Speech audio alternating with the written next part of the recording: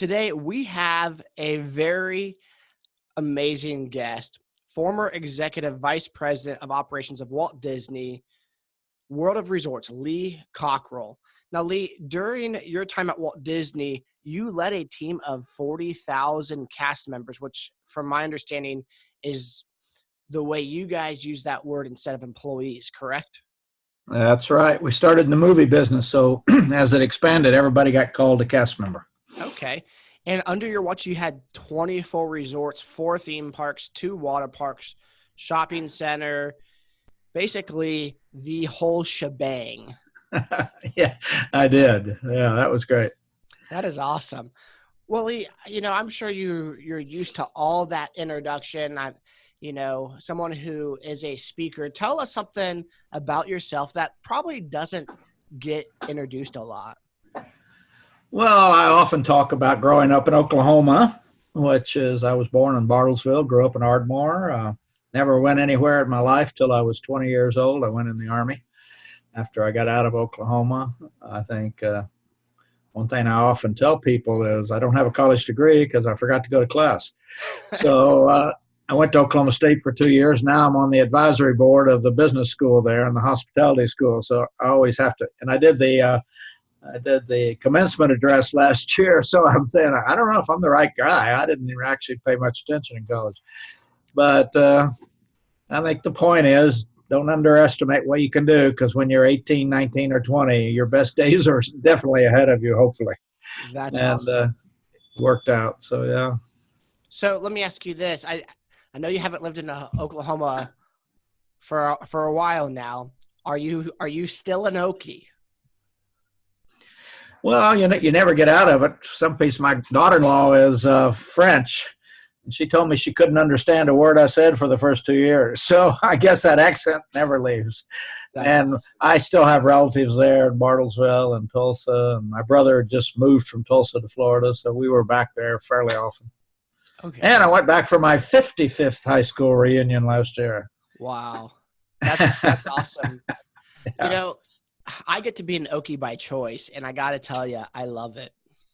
So, but then again, I haven't probably had quite the world travels and experience as you have. So maybe if I go down to Florida, I'll like that more. Well, that's the good thing about travel. It opens your eyes, and sometimes you see something you want to do and something different. And certainly I didn't know anything when I left, went in the Army, then went to Washington, D.C. That was a shocker. I had never been in a city that big. And then I lived in New York and Los Angeles and Paris and Chicago. It does change you. There's no question about it. Yeah. Talking about things that change you, that's a great segue into our first question. We're talking about life experiences and lessons that we individually go through.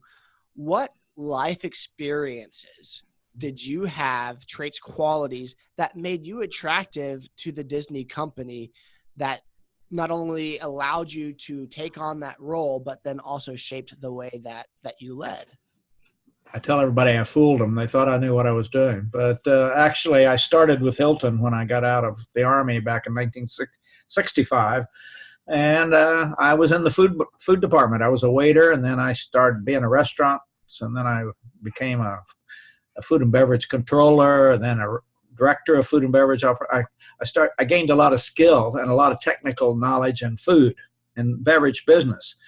And I stayed in that business for 25 years with Hilton and with Marriott. And I became the vice president of food and beverage for Marriott. And so when Disney was looking for somebody to open all the restaurants in Paris, in France, they contacted me. And I tell everybody when I give speeches or give advice to young people, become an expert in something. It doesn't really matter what it is, and you will always have opportunities, because experts are hard to come by. And a lot of people don't spend the time to really become an expert and to really be the go-to person. And I did. And even today, I know if I ever needed to, I could always go run restaurants or hotels or food and beverage. And so that's how it happened. They needed somebody with my expertise, and they certainly liked my background from Hilton and Marriott. Marriott was always thought of as a great company and good systems. And so that's how I got it. I guess by the time I got to later years in Marriott, I had enough that somebody wanted to hire me even without a college degree. So you just said, become an expert in something. I feel like that's harder and harder to do nowadays. Maybe it's just my youthfulness and the way I'm looking at the world. One, everything is so distracting nowadays that it's hard to stay in place for too long. But then I just also, from the way I'm looking at, people have multiple careers, and it's almost hard to stay with the same company for 10, 15, 20 years nowadays. Yeah. Well, I think that could be. I see it with young people today. I have grandkids that are 23, 21, 18. I mean, they have different perspective than I do. But I will tell you, it seems to be that if the company really trains the right people, they hire the right people, they train them, and they treat them right, that people will stay longer. A lot of young people today leave because they're not getting the right training, they're not getting the right development, they're not getting the right opportunities, the right responsibility, authority to make decisions. And young people today are not like they were when I was starting out, where you just did what you were told. Right. And so I would say, even if you do move around because you get a better opportunity, I would say try to stick in the same industry so that you build competence. And you got to be careful about moving too soon or too quickly, because people will look on your resume and say, gosh, this guy had 10 jobs in 10 years with 10 different companies. He doesn't sound like he'll stay with us very long. So you kind of got to get a balance in there somewhere. I told my son when he joined Disney out of college to stay at least 5 years, because you'll get training, you'll learn, you'll get opportunities, you'll probably get a promotion or two. And then if you don't like the company or the business you're in, then leave. But show stability, because we all want that. By chance, do you know who Dr. Mark Rutland is? I'm not sure I do. Okay. He was the president of Oral Roberts University for a couple years in near recent past. He gave me a piece of advice once, and I took it way too literally. He told me, after graduation, get experience, try different things. And, I had 21 jobs in like 4 years. Now, a lot of that was temporary jobs. The job market wasn't too great, so there was always temp jobs that needed to be filled. But I took that way too seriously. Well, at least you know that. Oh my gosh. You look pretty young, so I think you got plenty of time to do whatever you're going to do. And, even when I worked at Hilton or Marriott, I'd had part-time jobs I'd do on weekends, outside catering. I'd work for other companies, just making extra money. And so I got kind of experience in all kinds of areas, right? Which was good. So since you've had so much experience in, like you said, a lot of different areas, you've got to see a lot of different management systems, work with a lot of different people, and not just different people, but different number of people. With Disney, you had 40,000 cast members. I'm thinking to myself, okay, as an entrepreneur, I have one employee myself. So how do I, whether it's from one employee myself to 40,000 cast members or employees, what are some of the same principles that run between all the numbers that create amazing customer service? Because when I think of Disney, I think of a magical, amazing customer service experience. Yeah, well, I'll tell you the formula. I think at Hilton, Marriott, and Disney is number one. Certainly at Disney, we hire better. We're much more careful who we bring into the organization. We do a lot of screening. We try to understand, do they have high energy, stamina, discipline? Are they going to come to work on time? We check them out pretty carefully. We worked with the Gallup organization to develop some profiles on understanding. And they're they work. And so I say we hire better. And then when people are not doing their job or we make a mistake, we deal with it quicker. We don't let people stay that are not committed to being great. And number two, we train better. We train, we test, and we enforce the training. A lot of companies don't enforce their own training. And managers don't want to do it because it's hard and, it upsets people and blah, blah, blah. So I'd say that. And then I think third, at Disney and Marriott, we treat people better. We basically care about them. We train them. We develop them. We find opportunities for them. We give them good, strong feedback. Uh, they have the opportunity to get promoted, to move up if they're good. And I distilled it into hire them right, train them right, and treat them right. And you'll have now you and I don't have anybody working for me either. I have people I pay an hourly rate to for a computer or website or, that kind of stuff. But for me, I have to be pretty disciplined to keep up with everything. And I do. I enjoy what I'm doing, which is probably the key. I like it. So I use a very strict scheduling system. I wrote a book, Time Management Magic, to understand how to do that, because when you're alone, I call out, there's nobody comes, like my old secretary did.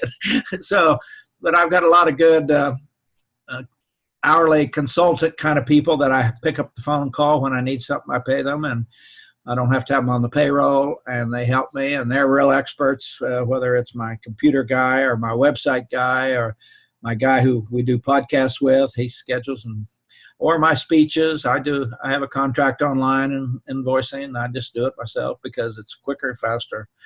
And so you gotta love what you're doing, so you have that inspiration every day to get up and go do it on those days when it's not that much fun and you're not having things not working out, and keep pushing. I think excellence and success is pretty much a state of mind. You got to know you can do it. You got to think you can do it. And then you got to keep pushing even through all the obstacles, because I'm sure you have obstacles all the time. So just like I do.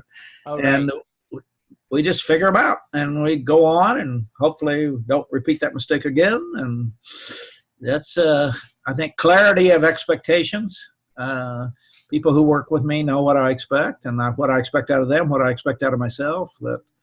I think that whole time management, I'm reliable, I'm credible, I keep my promises. So my clients, they love me, because when they call me, I answer the phone and I'm available, and I get a contract out to them within a half an hour, and the invoice too when they need to pay me. But so it's just those kinds of things. Today, a lot of people don't have anybody working for them. They're using contractors. They're using outside people. They're doing it on their website. They're doing it online. It's a whole different world. I had to learn that too after leaving Disney. I had all these people. When I said to do something, everybody did what I said. Now I don't have anybody to tell it to. My wife won't even help me.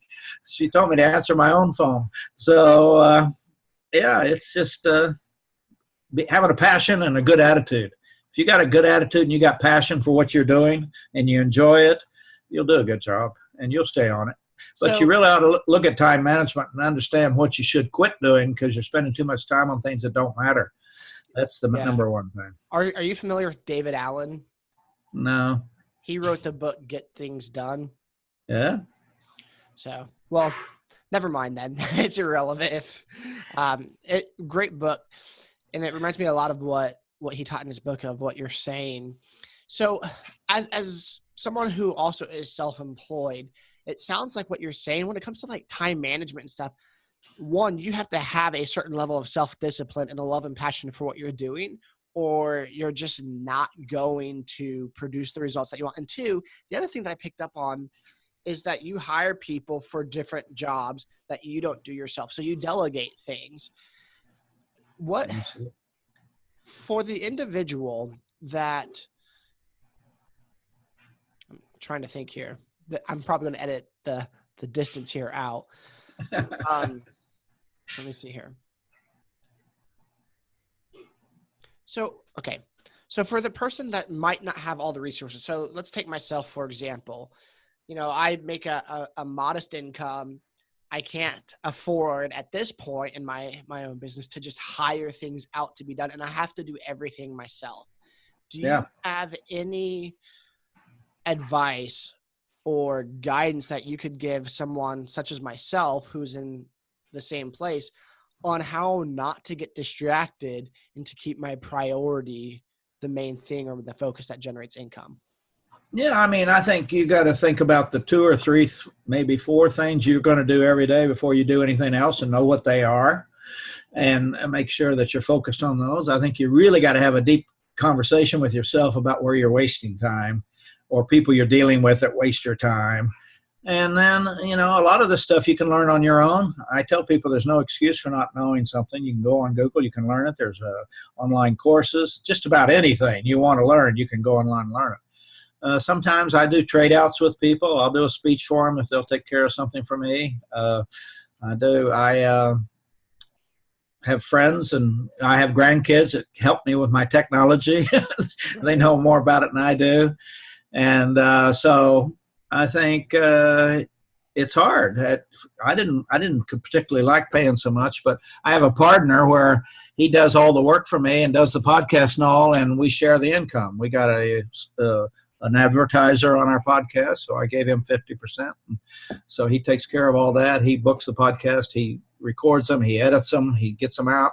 We have a college girl we pay hardly anything, and she posts everything about us on all media sites, all social sites, every single day.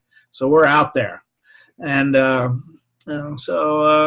working with kids in college that you don't have to pay very much to do certain things, kids in marketing classes, kids in finance classes. I mean, I get a lot of young people to help me do things, and they like to put on there that they worked for Lee, and they got it on their resume. It's kind of like a little internship in their mind. Right.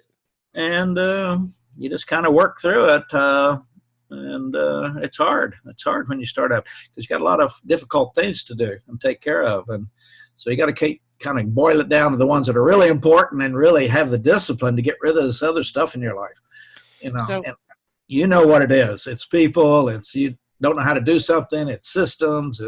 Whatever it is, a lot of people don't have the discipline to get those kind of time wasters out of their lives. Well, that actually, you know, I was thinking about the next question, and it's how do you protect your time and your productivity?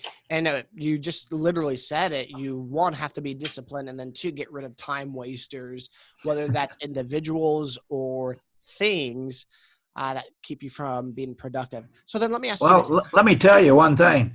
Somebody told me you got to learn to say no to people. Right. No is a complete sentence. That's what you can't do everything. So you got to do what takes care of you and your family and your business. And right. I don't remember who said it, but when you say yes to something, you're saying no to something else. Absolutely. That's a good way to put it. Excellent. Yeah, right on. So how does an individual then, in your opinion, develop discipline? Because that's an area where in my life I feel like I struggle at, that, you know, I'm consistently working at to get better. But I don't feel like I have any roadmap or someone to say, hey, Evan, develop discipline this way. Yeah, I think you've got to quit thinking about it as something happened to you when you were born. It's a learned thing like math. It's a learned thing like taking a marketing course, about anything. It's a learned process. You can study it. You can read it. The key, like in everything, you have to have the discipline to implement it. So I have planning time every morning. I go to Starbucks 6:30. I take my day timer, my computer. I sit there and I think about the things I ought to be working on today, this week, this month, maybe even 3 months from now. I just made a reservation for October for Oklahoma State because it's a homecoming weekend and I need to go to a board meeting there. And I always look forward to make sure. And by the way, most of the hotels are sold out already. And maybe if I'd have booked it 2 years ago by thinking about it, but I didn't know the date of the meeting. So you got to really be sit and quietly think, what should I work on today? What's really vital and important? What's going to get me in trouble if I don't get it done? What do I need to work on this week, sometime this month? And then kind of look further up. Is there anything I need to do for my retirement, which is 40 years away? Or for my health? Do I get my physical? Do I exercise? And you got to start to think about all the responsibilities you signed up for in your life. And if you have a family or children or aging parents and grandparents, or you got to really deep down think about what responsibilities do I have? And they're much more than you think when you really get into it. Retirement. Let's go there. Relationships. Yeah. Keep going. Let's go deep into that. Yeah, so I would say if you take the time to write down the responsibilities you personally signed up for. So for me, I have a wife, so I need to think about anything I need to do for her today. When I a son at home, and now I have grandkids. Is there anything I need to do for them? Uh, I send them things. I send them articles. I give them advice on. Is there anything I need to do for aging parents and grandparents? Do I need to sit down and have a conversation with them? Get the wills done before dementia might set in where they can't sign them, can't do that work. Those are hard discussions. That's why people don't do them. You got to learn to do the hard things. Relationships. I have a good system for keeping in touch with people? I might call you this week and flip over in my day planner 3 weeks or a month from now to call you again just to keep in touch, because people remember you when you keep in touch, and things always happen when you have more relationships. I meet with people every single morning that want to meet with me. Why? Just because the more people you know, the more kinds of things can happen. Right. And like this fellow that recommended me to be on your podcast, I mean, things happen. I told my grandkids, always sit on the front row in college and get to know the professor, because if he knows you, he can help you. If you sit up in the back, he doesn't know you. And nice. It's just, I get to know everybody. Everybody at Starbucks knows me. My dry cleaner guys knows me well. The people in the grocery store know me. I just get better things happening in my life. And I do a lot of things for people before I expect anything, before I would ever ask them to do something for me. So some people feel like they owe me because I've helped them a lot. So then you got to think, what other things? Well, certainly your health. Do you exercise? My wife and I do strength training twice a week so we don't fall and break a hip as we get older. Bone density. Nobody wants to do that because why? It's hard. It's easier to sit on the couch. It's easier to go back to the buffet 3 times. That's what discipline. It's easier to spend your money than save it. It's easier to do, not have a discussion with somebody that's doing something inappropriate. Right. It could be a family member. It could be a friend. It could be. So learning to do hard things, and like you and everybody I talk to, everybody has 1, 2, or 3 they know about. I mean, right now things you should be doing that you're not doing. And you got to make those go away. You got to, I would say, read my time management book. It'll help you dramatically. It's called Time Management Magic, how to get more done every day. And it's just a simple system. People can learn it. And I think time management and keeping your life under control is one of those things people just think, well, I was just born and that's the way it is. And no, it can get better. You can get better in anything you focus on. I had a dean at ORU by the name of Matt Olson. He was the dean of men. He was the head of the residential advisors, and I was lucky enough to be a residential advisor halfway through my senior year. And he had this quote, and this applies to women, but because it was a group of men, he would say it this way: great men and women do the things they don't want to do when they don't want to do them. And I feel like that is so true with what you're saying, because every day I have or should be making phone calls within my business to for sale by owners or to expired listings. Do I do them every day? No, I do them 3 times a week on average, so I'm not calling the same person every single day. But what I've realized is, because you don't like to do it, and I don't. A low percentage of business comes out of it.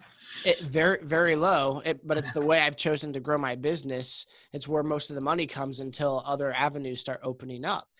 But I got to tell you, in my personal frame of work, the way I go about it,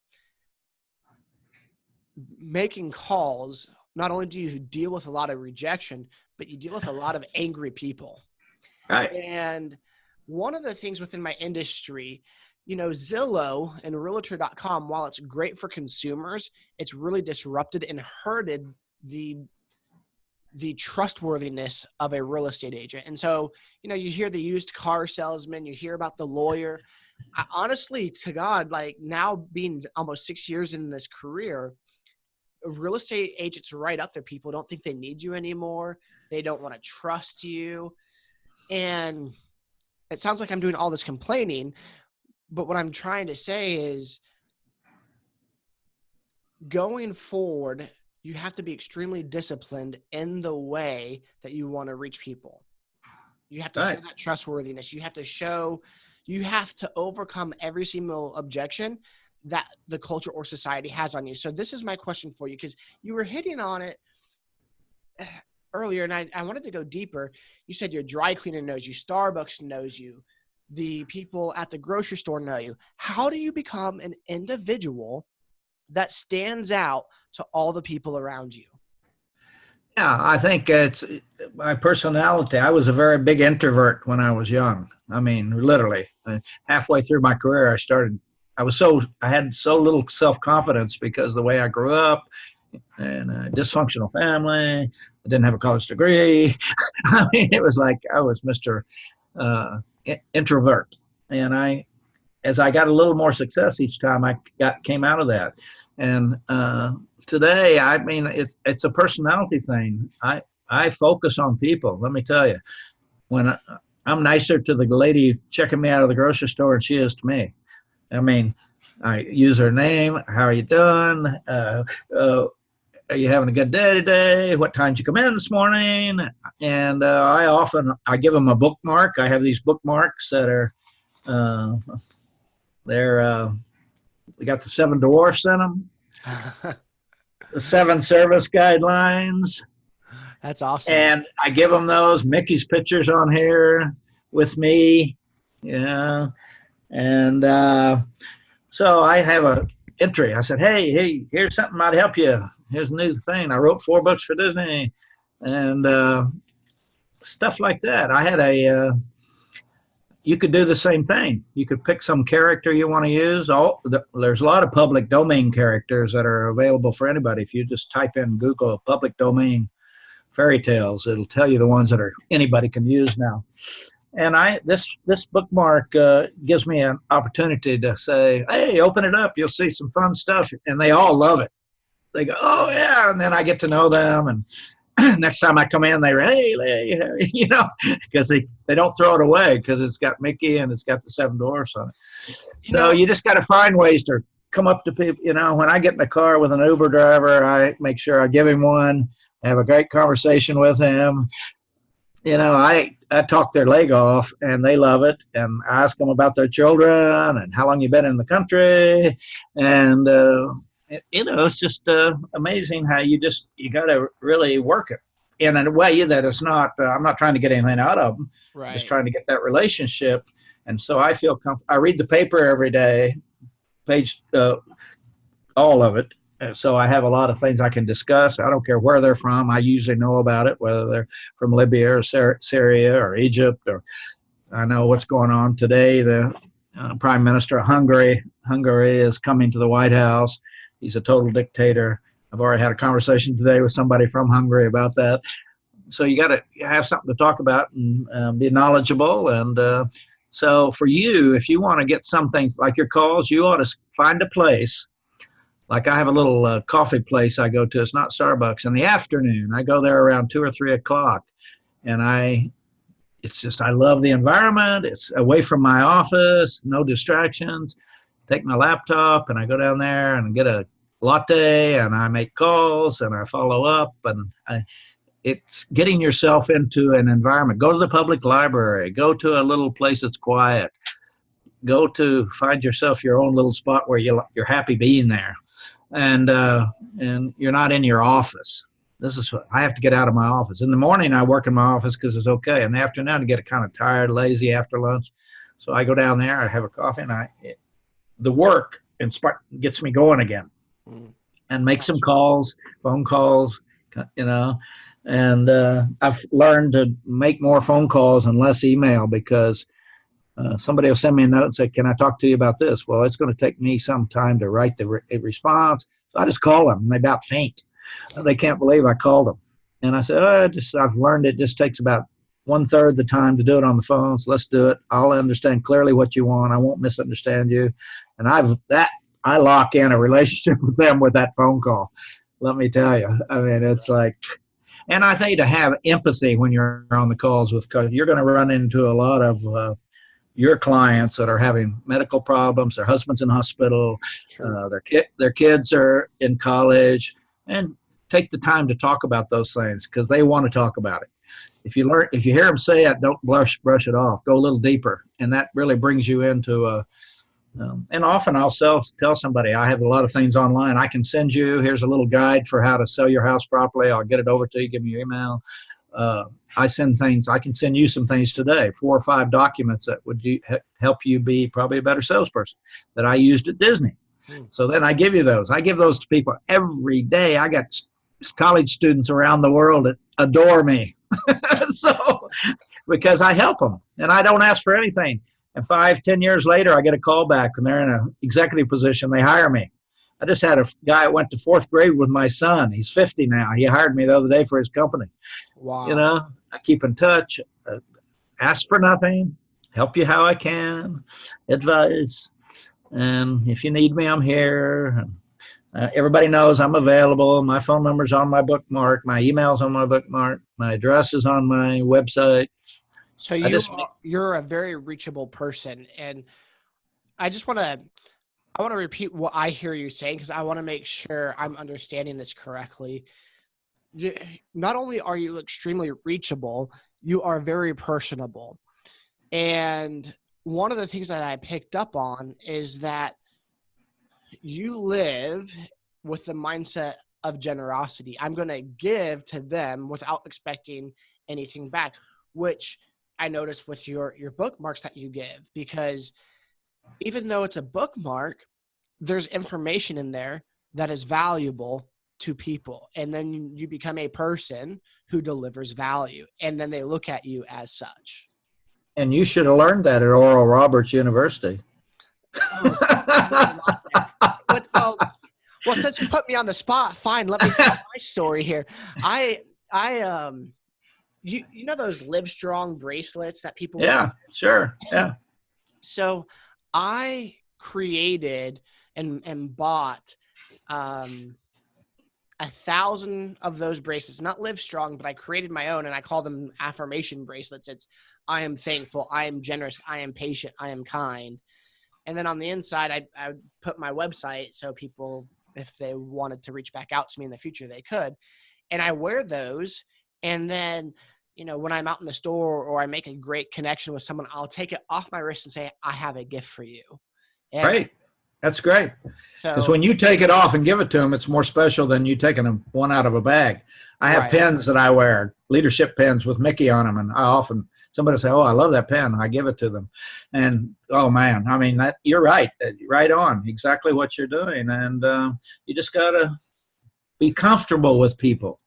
Right. You know, everybody. The guy cleaning the bathrooms. I may be the only person in Atlanta when I'm changing planes that actually speaks to the guy. How's he doing? What's going on here? How long you been here? I mean, most people don't. There's too many invisible people in the world we need to pay attention to. I feel bad for them. And by the way, the real estate business, you have an opportunity to, you've got to just think every day, what can I do differently? Like when you approach your customers, your potentials, you might tell them right off, I know everybody hates real estate agents, and I know we're right up there with lawyers, and I know it's because we're not reliable and we don't grow, we don't get back to you, and I know you think that already, and I want you to know I'm different.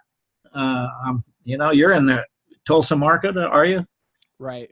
So you can tell right off, tell them, listen, I've learned my lesson. My parents raised me right. I went to Oral Roberts University. I'm a good person. I will look after you. I'll be available for you.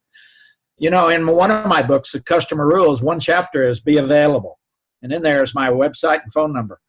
Huh. And I get a call every week from somebody when they get to that chapter. And I say, what can I do for you? And they say, nothing. I just wanted to see if you really answer your phone. That's awesome. So you got to tell people what they're already thinking. That calms them down. Don't try to work around that. Just say, hey, sometimes somebody will come to see me and I say, I know you're probably nervous because of my title I had. Let me tell you, I'm a good guy. You can say anything to me. I'll keep it confidential. I won't get you in trouble. And then they open up and tell people what they're thinking so you can get it out of their mind real quick. Because if you don't, they're going to still be thinking it while you're trying to sell them, and they're going to Just lay it out there. I mean, people talk to me and they'll say they're having a problem with anxiety or something. Or listen, I said, let me tell you what, I went through anxiety and depression for a couple of years because of my wife being sick, and I know what it's like. And let me tell you what, I had to go see a psychiatrist, and I still do. I tell everybody, I don't keep anything hidden. And so people go, whoa, this guy is, I can trust him. Let's do that. Let's go there, because it's so funny that you bring that up. Like 2 weeks ago, we were in a really sweet couple, went out for ice cream, and it dawned on, how can I put this? The Johari's window where you don't see something about yourself, but other people do. Right. And this other couple was like, Evan, I think you struggle with anxiety. And I'm like, I never thought of that, but I can absolutely see why you think that, and I believe you. Not that I struggle with it, but so many instances in my life have pointed, okay, I deal with it in this situation. So I know I'm not the only person out there listening to you that struggles with this. Let's go there. How can you help calm your heart and your mind when the feeling of anxiousness comes on? Yeah, I mean, I had it pretty bad, and I think I've always had it, but didn't realize what it was. Right. It was kind of an insecurity. I got to work harder than everybody else. I got to get up earlier. But it transferred, and when my wife went through an illness, and transferred into total anxiety. I couldn't sleep. I worried about everything. Everything was 10 times bigger than it really was. And I finally saw the psychiatrist. And I think some of the things I did, number one, start seeing a psychiatrist. I saw a psychologist every Monday morning to talk to me about why I was screwed up in my childhood and all that stuff, which you go like, whoa. And I remember one thing he told me. He said, it really struck. He said, remember, Lee, your brain lies to you. Half the stuff you're thinking is not even true. Your parents told you this, or you were bullied in school, or your girlfriend embarrassed you when you were 8 years old or 9, or there's a lot of stuff up there that you don't even know is there. And there's reactions to this kind of stuff. And then you want to become successful, so you start putting on the good face and around everybody. And so I did that. I started doing meditation every morning. I got a meditation app. For half an hour, I sat and meditated. I learned to do it by calming myself down and thinking about it. Then I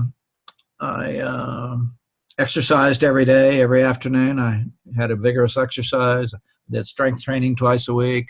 I quit watching any television that was any kind of violence whatsoever. Started watching Andy Griffith. That's a calm.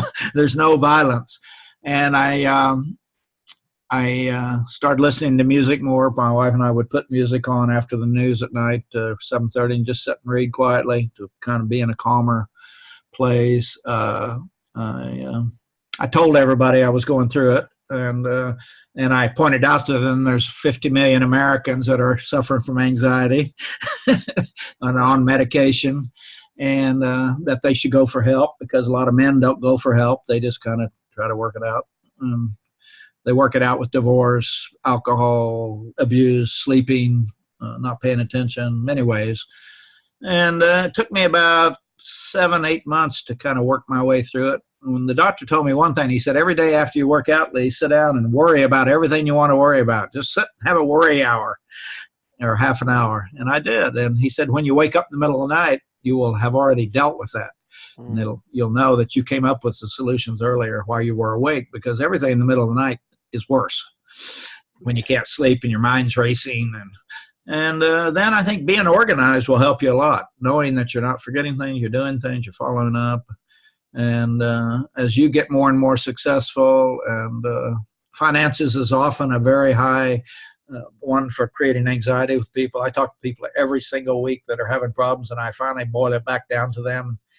They admit it's finances. Their husband, he's afraid he's going to lose his job, layoffs, the company's not doing well. And sometimes they see it as my husband's not happy with me. I said, no, what it usually boils back down to is financial worry.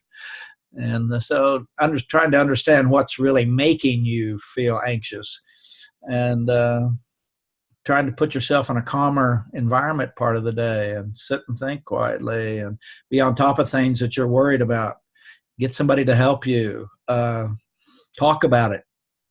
I guarantee you, you got a lot of friends and family that are suffering from it. I guarantee you. Yeah. And you just got to deal with it like it's your broken arm. You got to get it fixed. And I don't think I'll ever be cured, but I'm better off now than I was, because when you talk about things, it relieves that somehow. And I guarantee, and I'm sure if you go down and see somebody at the church, the pastor probably tell you he talks to people about this every day. And a lot of people don't even know what it is. The biggest problem are kids in college right now. They're having huge problems, not enough counselors. They need a lot of help because they're under stress, how to pay tuition. They're away from home for the first time. I mean, college kids are really having a lot of issues. So it's everywhere. And we got to admit it. I think America probably has the highest level of anxiety of any country in the world. Right. And we shouldn't, if you would think. Right. We shouldn't. Why? Exactly. Why do we? And we're not too nice to each other, and all this political stuff hasn't helped. And people are angry, and I mean, even families going through turmoil. So you got to understand it's a real issue. It's not just a happenstance. You need to work on it, and you need watch your diet. I took caffeine and sugar out of my diet because that makes it worse. Yeah. Sugar in the brain. That was hard. Just getting all the ways I could to calm down, just calm myself down. And a lot of it's diet, exercise, and sleep. Those are the three, because if those aren't working, it gets worse.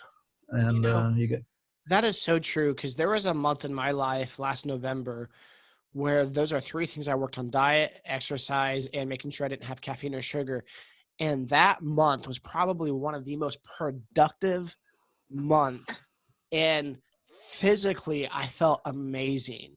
Right. Compared to any other month in my life, just because I hadn't. And then I got off the bandwagon and started drinking caffeinated, sugary soda, and, not worked out as hard.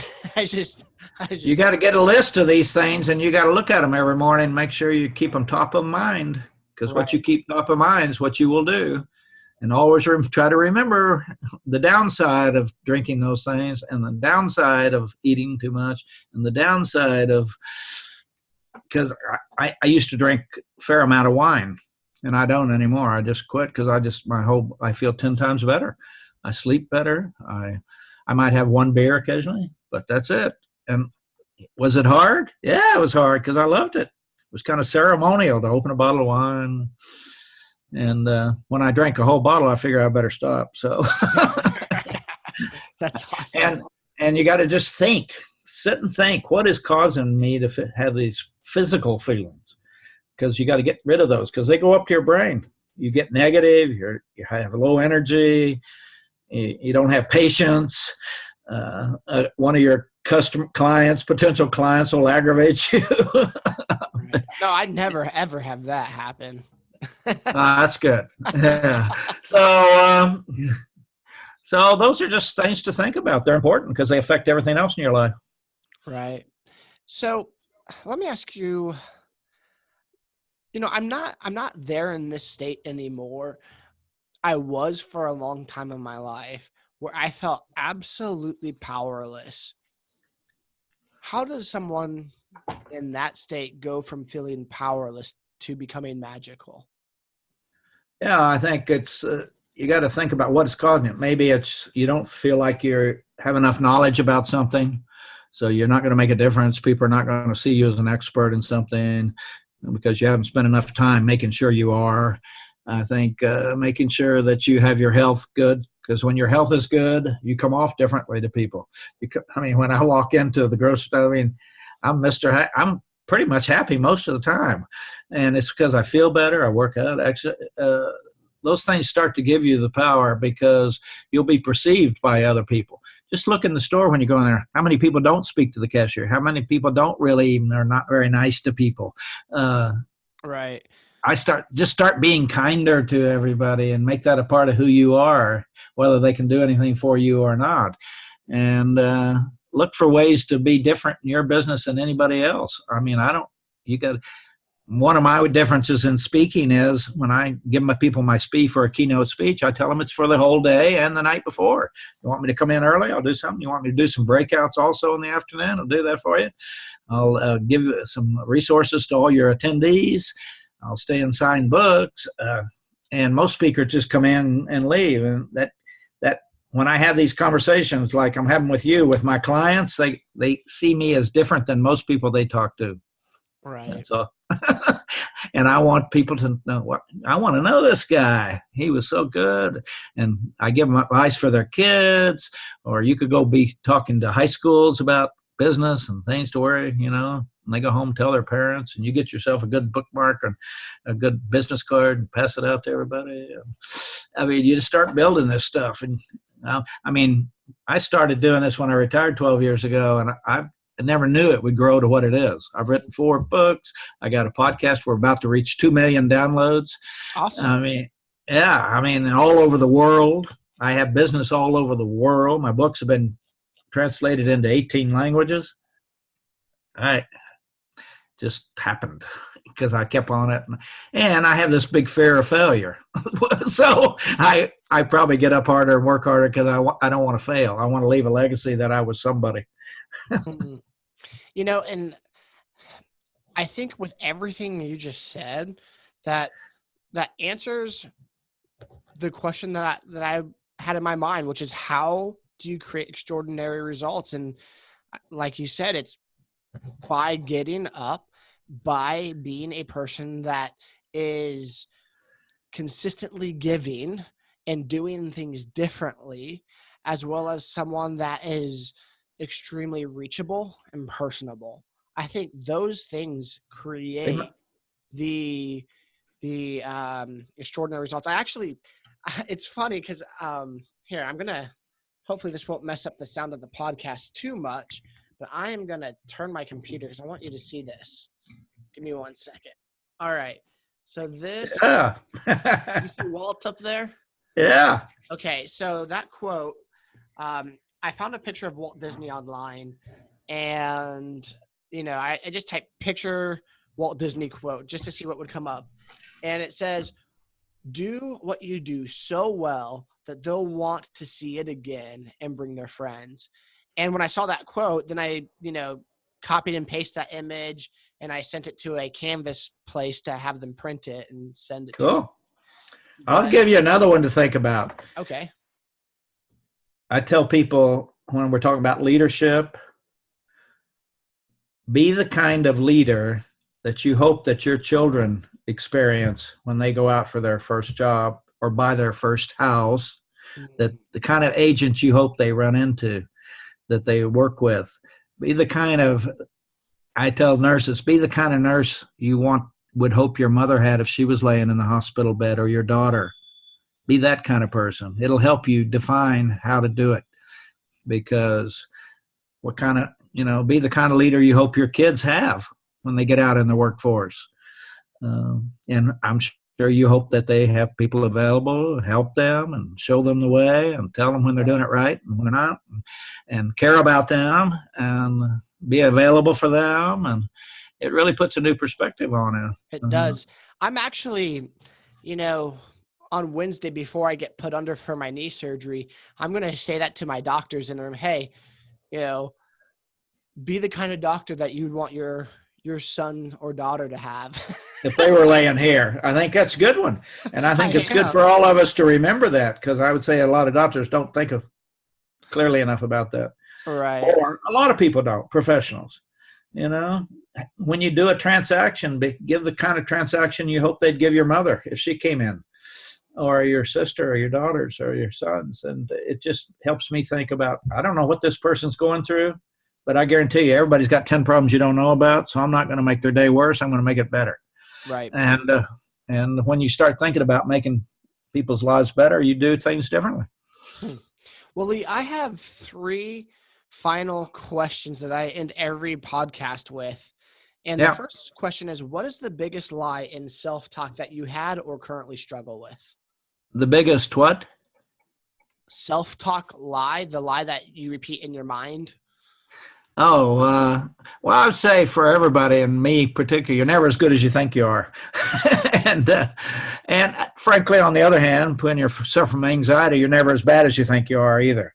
Right. And you got that's what you got to be careful not to think you're such hot stuff that it turns people off. I'm sure you run into those kind of people. Oh They yeah. drive the BMW and they pull up and they kind of send the message to you, you're not as good as me. So I would say I drive a that. Prius. There. Well, you're a good citizen. Well, I'm fiscally conservative. I Yeah. like only paying $20 a week in gas. No kidding. That's really cool. Yeah. Okay, so what brings you peace? I would say it's been different in different times of my life. Certainly, peace was being recognized at work and being a big shot and being the big deal. But I would say today, the thing that's peace is when our whole family's healthy. That's my wife almost died. I mean, that's a whole different ball game. It taught me to be nicer to her, to be careful what I said. So at peace is when everybody in our family is healthy, and no, we're not dealing with any major catastrophes. So Okay. I used to say it was work and getting a promotion and a bonus and a company car, but that doesn't mean anything to me anymore. Gotcha. Yeah. What's the best decision you've ever made? I think marrying Priscilla. It was, she has more common sense than I do, and if I lived 5 lifetimes, and she doesn't mind telling me. And she's the one that told me many years ago, 30, 40 years ago, Lee, be careful every day what you say and do because you're the leader. And I thought about that. As a parent, be careful what you say and do. Kids are fragile. You have a huge impact on them. Don't underestimate the impact you have on them. And that was good advice. Be careful. Treat people respectfully. Be careful what you say and do. Don't abuse people. Don't make people feel bad. Don't talk down to people. Don't ignore people, no matter who they are, even a homeless person. You don't have to give them money if you don't want to, but you don't have to be mean to them. And that's where she's brought our family. I think it's ethics and honesty. Just be a better person, because we all can be nicer. I know that for sure. Right. Let me ask you this. I want to add this in here. How can I bring value to you? What's something that we, the mentee, can do for you? Well, I think anybody that I have discussions with brings value to me. That's why I do it so much. I don't want to live in an isolation. I meet with people every single day. I communicate with people. I call people. That's where I get my energy, is dealing with, like this morning, talking to you. I was a little sleepy when we got on, and I'm wide awake now. Good. Because when you're talking about things that are passionate about, so don't isolate yourself. And that's good what you're doing, getting people to talk. If you have any ideas, let me know about them. This anxiety discussion is a great one, because you can start to focus on that in the school system, in your personal life, friends, family. You may notice it in your parents. This happens a lot. My father, I'm so grateful to have a really well upbringing. He's a very intense individual, kind of all the time. Just who he is. And I think because I'm wired differently than he is, I can't handle that much intensity all the time. And I think it probably developed in me. You probably created his problem, raising you. He would agree with that. I'm sure there's a lot of truth in that too. Don't get me wrong. Well, when you have a lot of responsibility and you feel responsible, in the older age people, they feel more responsibility maybe about, and I'm sure there's anxiety and fear. I need to do better. I'm worried about this, my kids, my job, my income. I mean, they worry, and that means he loves you. Absolutely. Yeah. Absolutely. And, I didn't mean to sound like I was dogging my dad if I did, because that's no. All. I know what you mean.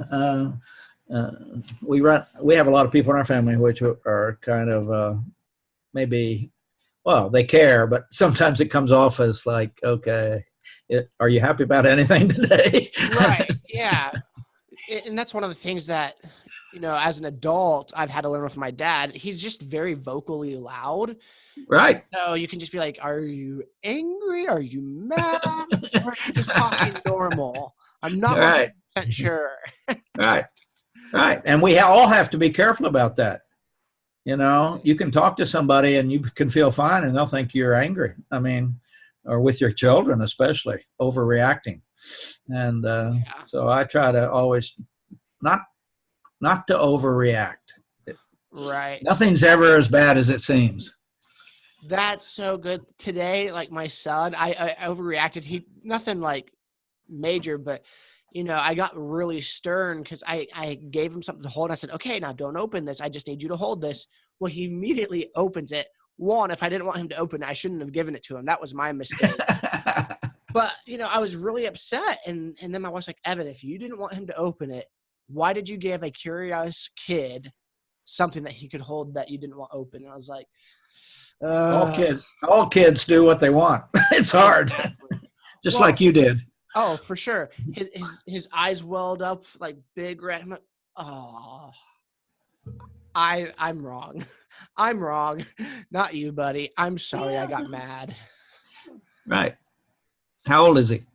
He's getting ready to be 4. He actually wants a Mickey 4? Mouse birthday party. Yeah. Well, absolutely. Yeah. Well, he doesn't know. So yeah, you actually are guilty. I am. 100%. His birthday is coming up in June, and it's really funny because he knows I record with people. And he actually told me earlier last month that he wanted a Mickey Mouse birthday party. And I think it was like a day or two ago. He's like, are you talking to anyone else? I'm like, yeah, I'm going to be talking to a guy. I'm like, how can I describe this to him? I'm like, well, I'm going to be talking to a guy who's kind of like Mickey Mouse's dad. And he's like, he just got so excited. You're talking to Mickey Mouse's dad? And I'm like, kinda. That's funny.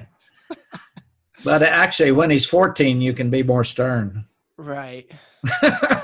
Oh yeah. And you'll need to be. For sure. He has a great, amazing heart. So, that's great. I don't want to take too much of your time. Thank you so much today for joining us. I really appreciate you coming on. It was fun. You take care. I will. We'll talk to you soon. Take care. Bye.